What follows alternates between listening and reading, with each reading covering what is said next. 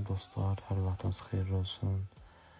Yine sizlere iPhone'a necə WhatsApp Plus yüklənir və WhatsApp Plus özellikleri nedir onları göstereceğim. Daxil olaraq ayarlara WhatsApp'ın sağ küncündə və burada gizlilik bölməsinə daxil olub. Burada son görülmə dondur. Yeniden başlat verirsiniz burada. Okundu bilgisini kapatırsınız. Yazıyor göstərisini kapatırsınız. Və bunları əl açılmayıqda onlar da açılacaqdı. Yəni bu iPhone üçün WhatsApp Plus'dur. Koruma bilgisi var. Burada da gösterir her şeyi. Durum. Burada da durumda bölmələr var. Yəqin ki iPhone'da WhatsApp Plus işlədənlər olub.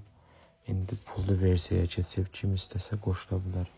Qiymət 10 manatdır. Yəni çox süperdə işləyir. Heç bir problem də yoxdur. Hər bir şeyi də rahat işləyir. Nömrə spam zat heç belə şeylər olmur. Normal qaydada istifadə etmək olur. Kim istəsə bizə yaza bilər.